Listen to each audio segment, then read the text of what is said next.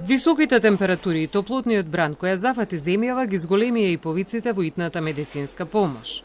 Во просек во текот на денот имаат 70 интервенции на лице место, но бројот на повици на нивните телефонски линии е многу поголем и достигнува над 200 за едно деноноќе. Лекарите со апел до граѓаните да ги почитуваат мерките без оглед на нивната возраст, затоа што многу пати знаеме и да ги поцениме можните ризици, движејќи се на отворено во период кога е најтопло.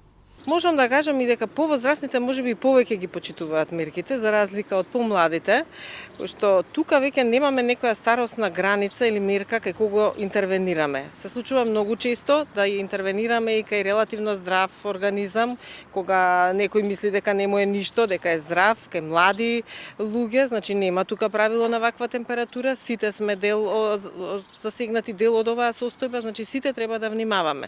Поготово внимание до оние ранливи категории, возрастните над 60 годишна возраст, хроничните болни, бремените жени, односно трудниците и секако децата под 6 годишна возраст, кои што се најлесно подложни на дехидратација и таа дехидратација води секако и до посериозни компликации. Споминавте дека е зголемен бројот и на сообраќајни несреќи. Во овој период, во летен период, општо земено и долги години наназад, најверојатно секако дека има и последица и високата температура, пат на концентрацијата во ваква состојба.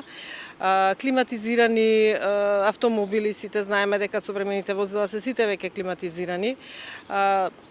Од топло во ладно истото се случува, патна концентрација и со тоа се доаѓа до последици, односно сообраќајни незгоди. Овој период е и период на гледаме по улиците мотоцикли, тротинети, значи имаме доста интервенции со овој тип на сообраќајни незгоди, пешаци исто повредени, пат од велосипеди и така натаму. Во периодот меѓу 11 и 17 часот граѓаните да го сведат на минимум своето движење на отворено. Хронично болните навремено да ја земаат својата терапија. Да ги почитуваат препораките на медицинските лица за тоа што по краткиот пат на температурите и нестабилноста која се очекува за попладне и во текот на викендот, високите температури и силниот топлотен бран ќе бидат наша секојдневие и наредната недела.